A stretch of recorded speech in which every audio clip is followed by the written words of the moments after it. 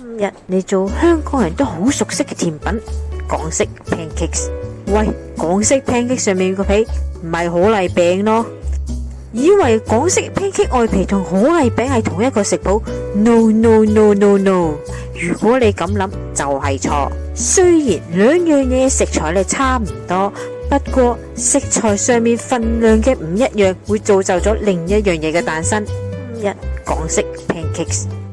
喺開始之前，請 follow 我哋嘅頻道啦。喵！港式 pancake 食材都係差唔多，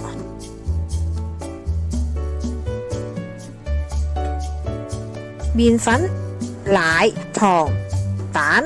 先將蛋同糖混合。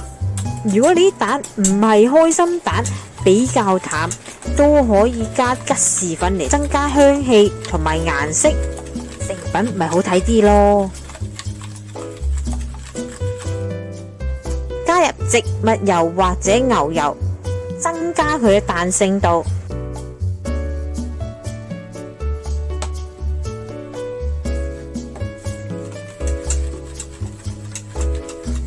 再加入麵粉，令到佢凝固同埋變得唔透明嘅作用。越少麵粉，你個 pancake 就會越薄，不過個皮就會變得比較透明，而且好易整爛。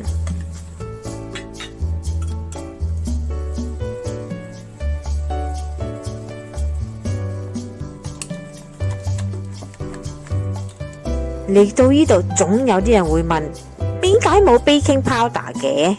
咁點解要落 baking powder？首先，我哋要明白 baking powder 嘅作用係乜嘢？佢可以令到麵團升高。呢個薄薄嘅 pancake 需唔需要升高先？將奶倒入，混合至冇粒粒。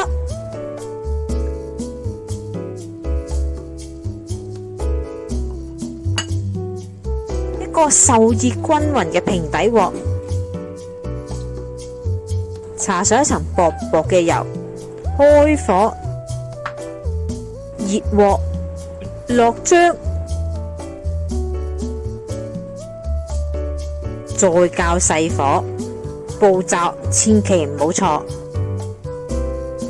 細心等候，千祈唔好急進。如果同一樣係用明火，有一樣缺點係非常之需要注意，係火力度一定係唔均勻，一定會出現中間熟側邊未熟嘅情況。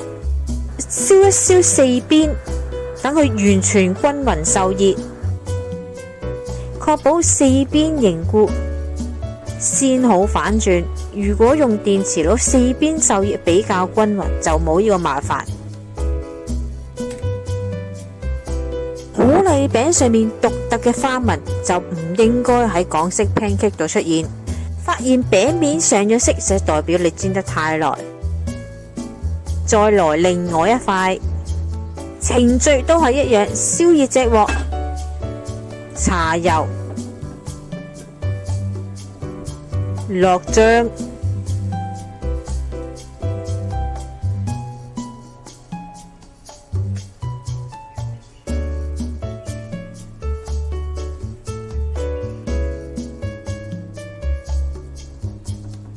四邊凝固後反轉，再微微煎另外一面，煎15至20秒。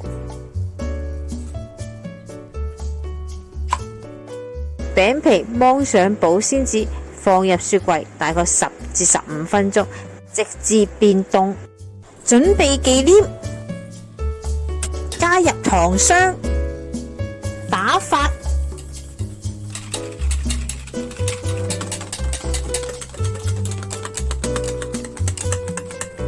至硬性發泡，放入雪櫃冷藏備用。所有嘢準備好就可以組合。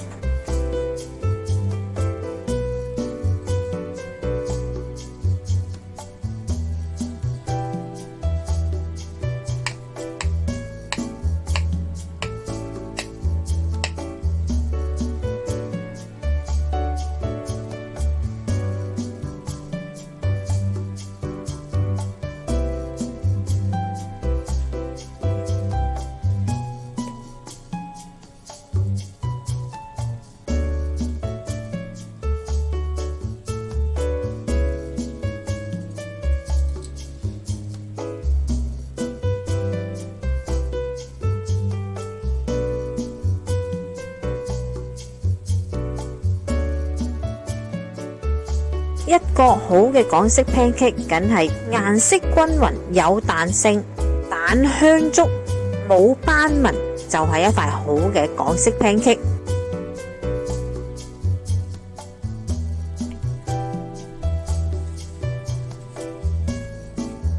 不如今個週末就嚟做港式 pancake 呢。今日嚟到呢度啦，詳細嘅食譜我哋會擺落 Facebook 嗰度，有興趣嘅大家可以去睇一睇。請 like 我哋嘅 Facebook 同埋 YouTube，以便獲得更多嘅資訊啦。